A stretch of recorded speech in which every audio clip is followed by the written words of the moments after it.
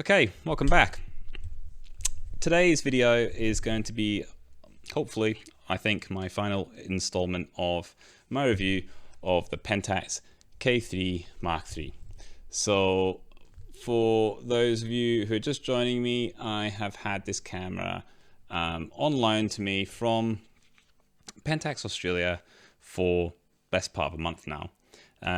I own the lenses because I shoot Pentax, other brands of Pentax cameras, but yeah, they gave me the camera, and it is an independent review. They see these reviews the same time as you guys do. I'm not in any way affiliated with Pentax whatsoever, so my views are and opinions are of my own. Okay, so I'll link it below the description. This is, I think, part 4, part 5 or something like that of this installment. And I thought that would be a good way to approach the review of this camera, just to break it into different segments and focus on different features of the camera and explore them a little bit better, as well as just kind of some sample work and things like that.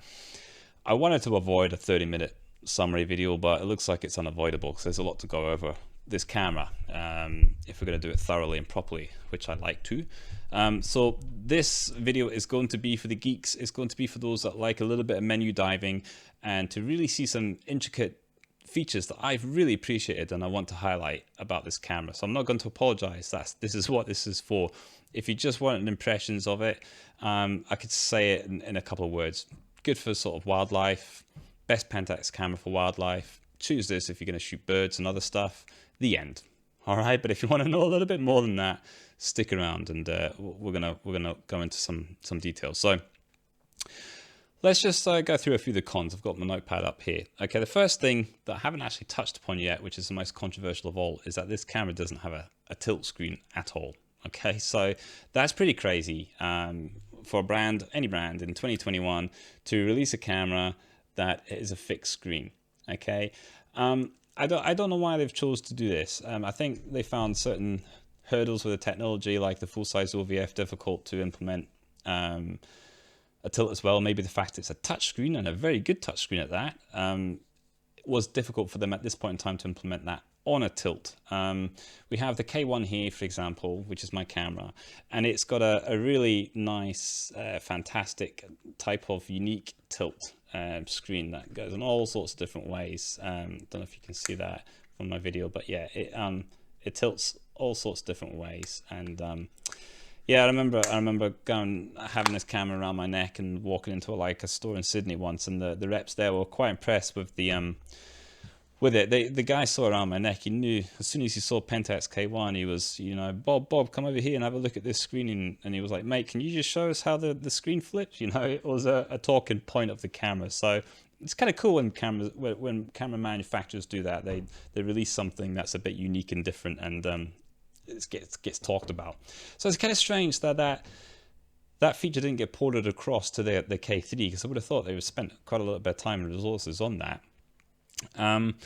It's not just the fact it's a tilt screen. There's you're probably not going to see it very easily, but there's an illumination feature with the screen as well. If you're shooting in the dark, there's a little LED lights behind it. I don't know if you can see that on and off. And it's not just gimmicky. They come up on the SD card ports and the lens mount as well. You can see there. And what that does is, actually, if you angle the screen a certain way, it can really help you see the buttons light up in the dark, from having that illumination. So, it's not all just gimmicky and just fun. It's actually kind of functional. And they didn't choose to port any of that across the K3, which is a bit odd. I can understand why a little bit. So what I think Pentax is trying to do is just kind of even out their brand and have a camera for every different type of kind of shooting scenario that they care about. So you've got your K1 that's good for landscapes and things like that. It's got the built-in astro tracer, built-in GPS, tilt screen. It's good for that genre of astro and other kind of landscape. And then this K3 is definitely meant for all that OVF experiences. They've increased the OVF and made it more enjoyable. I appreciate those benefits, and this is all about holding it up. And I actually did a poll recently with Pentax and on one of their forums, and I asked how many Pentaxian users actually owned more than one camera from Pentax, and fairly recent ones as well. So maybe going back to the K3 Mark II or later. So it's sort of 2015, and how many of the our members actually had more than one camera? There's quite a few. So maybe we're not giving Pentax credit where it's due. Maybe they realize that people, by not having a tilt screen in this camera, it will mean that they buy a KP as well, or a K70, and hold on to that camera for landscape use, or a K1, and so on and so forth. So camera manufacturers do need to make money at the end of the day. But nonetheless, it doesn't have a tilt screen. It's a disappointing feature not to have, and it's going to anger a lot of people who like to do a varied type of photography. There's no getting away. There's no getting around it. It's a bit sad not to see that in a camera, especially at the price point it's at. So it makes it more niche in a way, and I think niche is the best. I feel as though almost calling this camera the K3 Mark III was a huge mistake, because it comes with some sort of expectations being a flagship. If they just kind of gave it a name that made it all about the OVF experience or something, and it's the first iteration of that, I think it would anger people a little bit less. I know that's a really silly thing to say, but that's just what I think. It's it is all about the OVF shooting experience of that camera. It is niche, and because it's niche, it does have a high price tag. I mean, in 2021, where else are you going to go for a DSLR camera that's APS-C with a full-size OVF experience? It's a bit strange, and because of that, I think it has a high price tag, and we're paying for it, unfortunately. I just hope that some of this tech migrates to other bodies in the future. Is all I could say, and I hope that Pentax have not shot themselves in the foot, because what happens is when you have a high priced camera body, you're gonna nerf your lens sales as well. When I bought my K1, I hope my wife can't hear me right now, but I spent thousands and thousands on lenses as well. So the camera body is a gateway to further sales for the company, and if you turn people off from the camera body, you also negate any kind of lens sales down the line as well. It cannibalizes that. So think carefully is all I would say to Pentax with your camera body pricing, because it's a knock-on effect. I'm sure they know this and thought all about it, but I thought it's something I've thought about.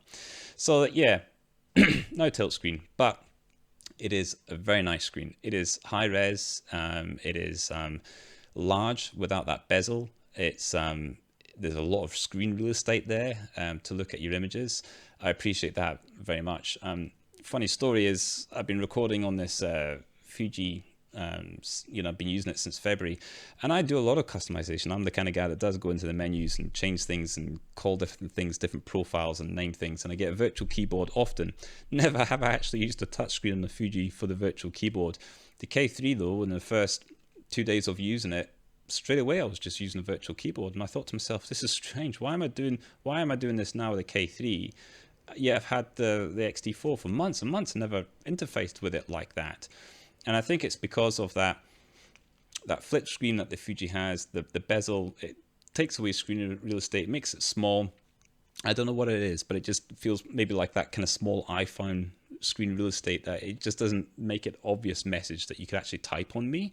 With the K3 I have that. It's nice and big. You're not going to make typos when you're typing on the virtual keyboard and things like that. So it's great. It's not all completely terrible, and I'm sure if it did flip out, you would lose some of those aspects of a screen.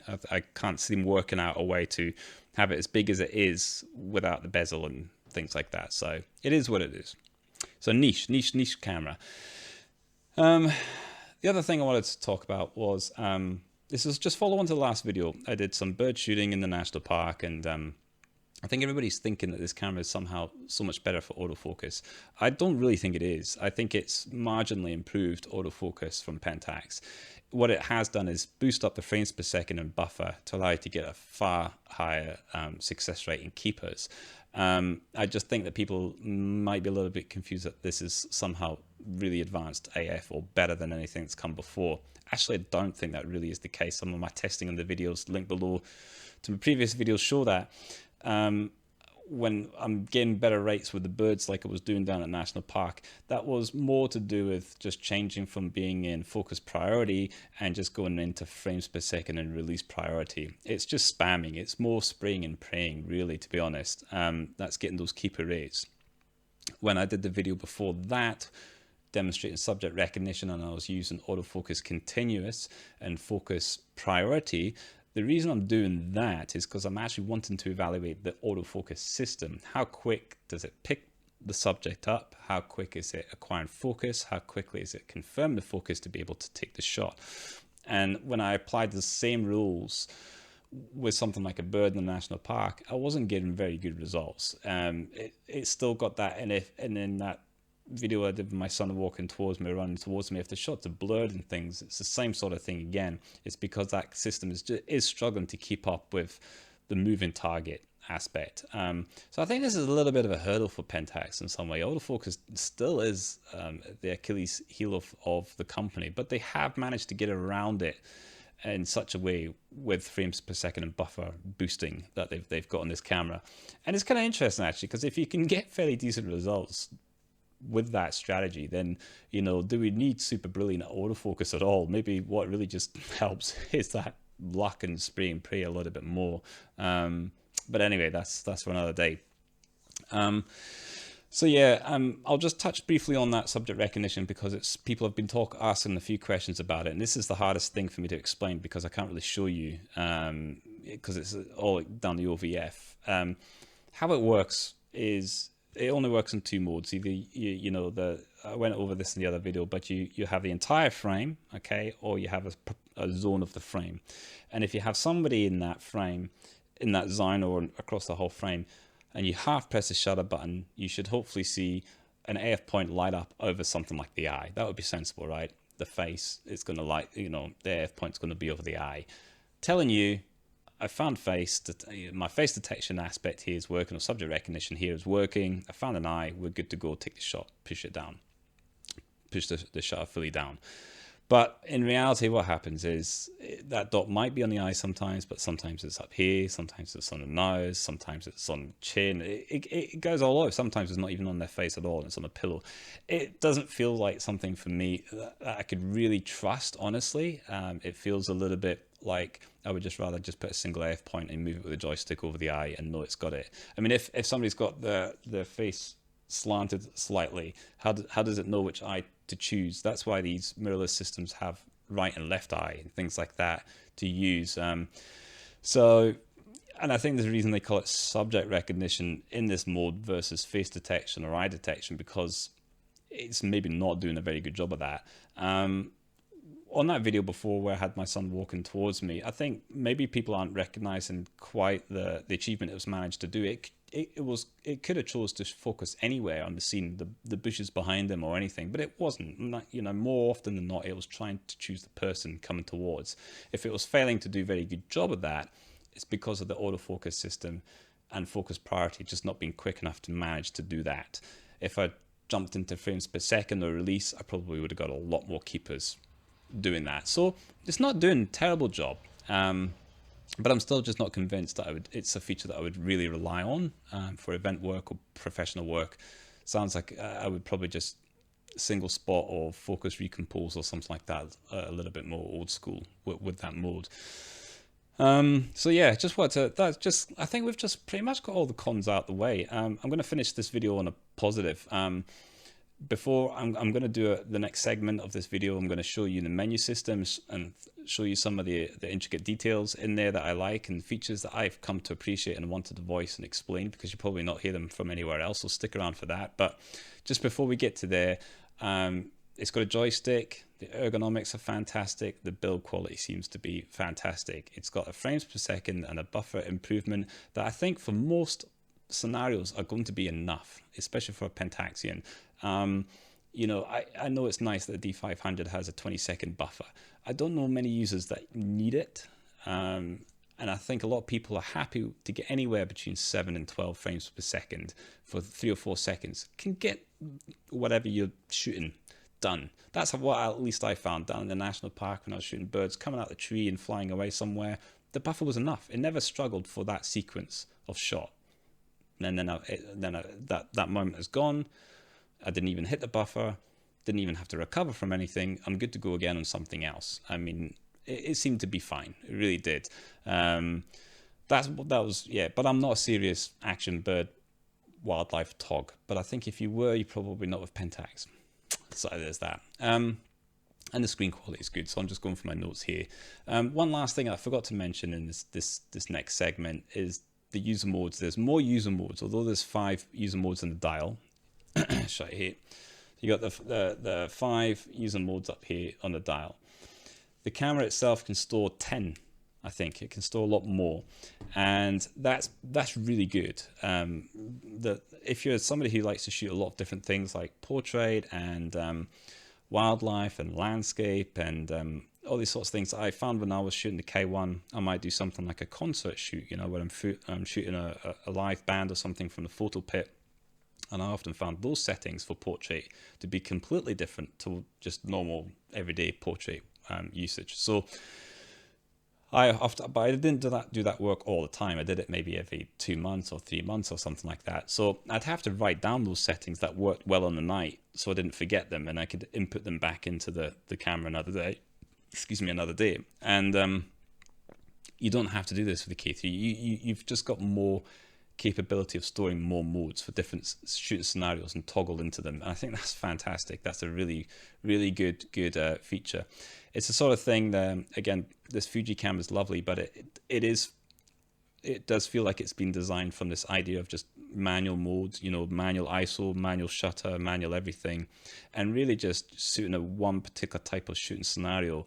I've always felt as though what the modes and buttons I have for shooting a bird in a tree vary massively to a portrait of a baby or whatever else it is I'm shooting, or landscape. And you know, the Pentax are very good for that, I think, and I think Fuji are heading that way a little bit with some of their other models, but you know, the Fuji X-T4, for example, doesn't feel like that at all.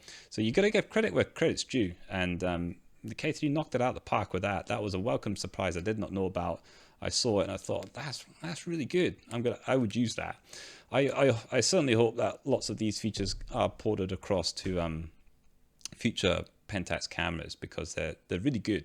And it's like everything. It takes time to learn a camera, and it's things under the hood that are really interesting and can really assist with your photography. So yeah, I'll finish up there. We'll just go to the menu system now for a couple more little features that I really liked, and we'll finish off there, I think, for the review. And I hope you've liked this installment, and if there's any questions or comments, just leave them below. And yeah, hopefully we'll get into some other content soon, or some other themes. All right, thank you very much. Bye.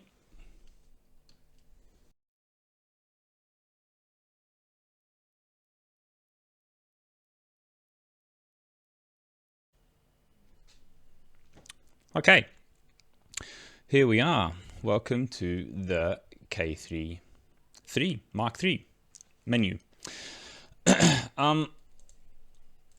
Let's just go over this very quickly, okay? Don't want to make this video too long. One of the things I like about this is, at first I was a little bit confused of what's going on all over here, and what this is basically saying, all these icons here are buttons on the camera that you can assign to being different things. So the lock button I have assigned to being the live view toggle, so I don't have to do it from the main dial. I can just do it from hidden the lock button instead. I have made my raw button on the camera to being focus peaking, and the shape reduction button to being face detection on and off when in live view mode. So that's good, actually, because you can kind of forget what you've assigned your buttons to being on a camera, because they've got that logo of a lock button or whatever. It makes it difficult to keep up with what you've assigned. So this is a nice visual guide. If you can't have something on the button itself to change and reflect what you've done with it, this is absolutely the next best thing. Bravo, Pentax. That's a really good idea. The very next thing I'll just briefly talk about, obviously that's kind of more self-explanatory, telling you what kind of like white balance you've got here. Okay, I won't go over that. And this is your kind of AF mode. This is kind of, more normal and all the rest of it. AFS and things like that. And don't worry too much about this at the moment. I'll go into that. First thing I want to show you is this little thing here. This little dial here is telling me it's about the special function dial, and I've assigned it to grid line. So when I toggle this, I can go between having no grids at all through the OVF, or having my grid on, if that makes sense. And that, I'm telling you right now, is wonderful. I'm the kind of guy that goes between using autofocus for lenses and manual focus. And when I'm using manual focus, I like to have a clutter-free viewfinder. Now, before in a K1, I would have to go into the menu settings and navigate all the way to the grid lines and turn them off or on, or the AF points and turn them on and off, and all those sorts of things to be able to clear up things. Here it is a one dial toggle, and I love that. That is fantastic. And I'll just menu dive a little bit here to show you a little bit more. So as I go in the menu, you find this setting. Hang on a minute. Yeah, it is down here.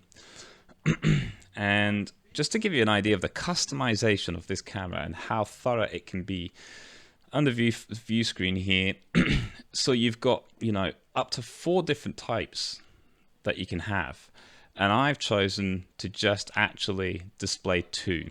So when I toggle that switch that you saw me toggle before, it's just going between those 2 that I like, this one and this one. But you could do more if you wanted. But I don't want to actually have to rotate through 4 of them. That would be painful. It allows me to just do 2 or 1 or whatever. Fantastic. I mean, that's really, really good feature of this camera. As I say, I'm trying to highlight some things about this camera that I really like that, you know, a lot of other members of the public or reviewers might not really go into those details. So I hope you appreciate that kind of you know, level of geekiness here. Let's just jump into live view quickly. So here you can see I have down here the histogram. Okay, that's the first thing. And the other thing is I'm in highlight weighted metering, and that's what this little icon is up here. It's different from all the other. And this is the next feature I want to talk about. This is a fantastic metering feature. And I'm going to try and show you some shots where I've taken you know, the last video I did with the birds, I took a few of them with this highlight metering because I was shooting some very difficult white cockatoos in bright sunlight, and they're the main focus of the shot. I don't want to blow out the highlights and the wings and things like that. This mode was an absolute godsend to being able to make that happen. And surprisingly, some of the shots were being taken at things like f/16 because that's just what was necessary to protect the highlights for that particular moment in time as the bird was flying across the sky. So again, thanks Pentax for bringing this, you know, feature across the cameras. It's well and truly appreciated. And for me, what you'll see here, I've got a couple. I've set up every shot to be bracketed with a deviation of just over a stop.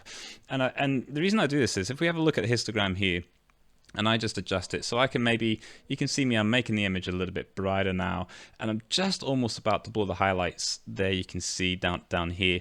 Now what that means is basically if I take the shot right now, everything's safe, but that's not how we always want it. Perhaps we don't care about blowing some highlights in an LED light, so I have a second shot, second exposure a little bit higher. Let's just have a look at what happens. So just take the shot.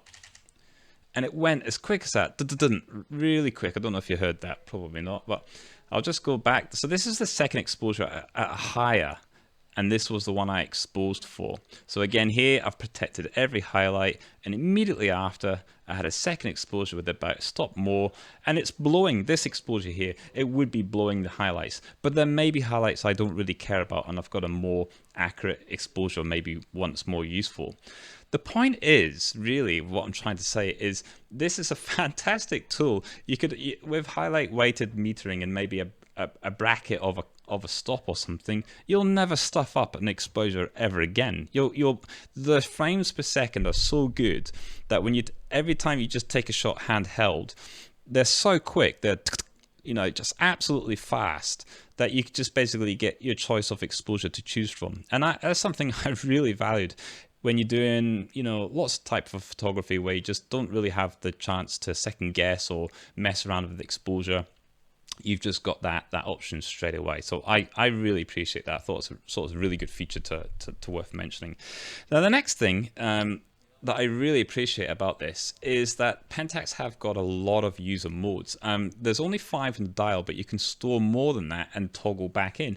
So for example, right now I'm in a certain user mode. The only thing I don't like is up here, it doesn't tell you the name of your user mode. I'm toggling now to user 2, user 3. So user 3, for example, I mean, this isn't this isn't K3 specific. You can kind of do this with other Pentax cameras, but you can see here I've set up user mode 3 to being remote fired and with pixel shift on with a landscape profile, you know. So it's just really good for, you know, if you just want to get, if you know you're going to dock your camera in a tripod for a landscape shot, I will just toggle to this mode super quick, you know.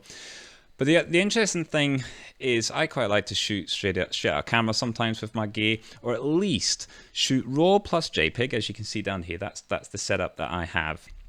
And the reason I like to do that is I like to play around on my JPEGs in the field because they give me better feedback for the actual kind of look or vibe I'm wanting to. And I'll give you an example here.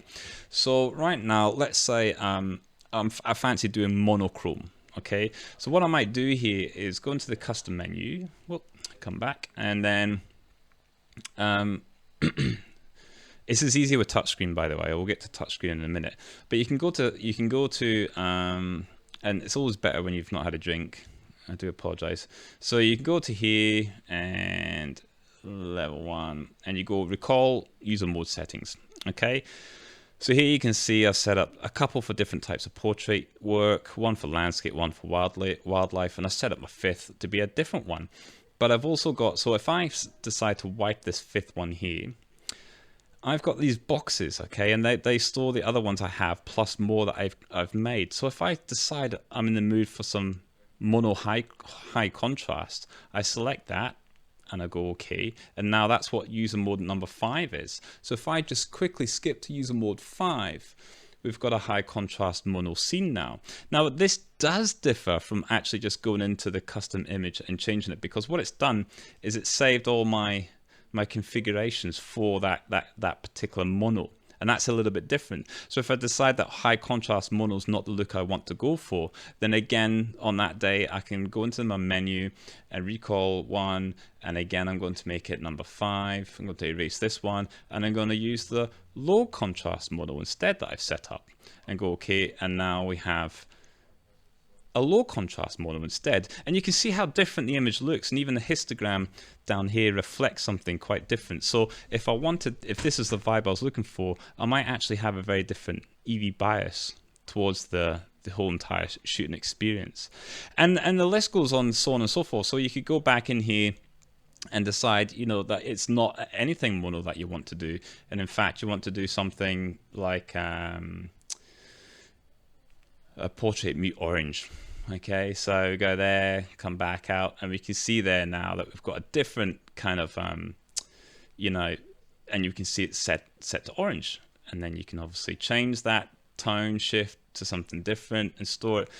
But basically it's what it does, it allows you to change all these settings and, you know, play around with them all, and you can store them as different modes. So I mean, there's nothing stopping you from recording, say, 5 different mono versions, you know. So you could have a yellow filter mono, a red mono filter, a blue mono filter, green mono filter, different high contrast and monos, and have your 5 user modes pretty much set up the same way, but you toggle between them quickly to get a different type of mono. It's just one of those things that I really value. It's a little bit like Fuji Film Sims have this ability as well. Hello cat. You know, and I just find that really, really useful. I think that's a wonderful thing. What's he eating now? Oi. Down. He's eating the ice cream. Sorry, he's eating the ice cream. But yes, no, I'll leave it there for the in camera. I don't think there's anything else I really wanted to go over drastically. I just really appreciated those things from that camera. I mean, there's one last thing I could say. If I was in a different user mode, say, what did I think? I think this one, yeah. The special function button, that's what this does, and you can assign it to doing different things. If you wanted, for example, a different AF. So you had this.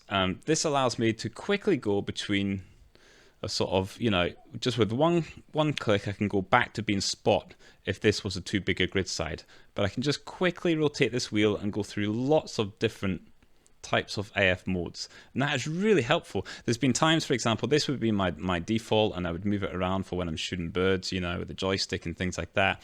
But if the bird is really hidden behind branches or something like that, that this AF is really struggle, I can just quickly toggle it like that to get a single spot and breach through those branches to the bird and capture and take that shot.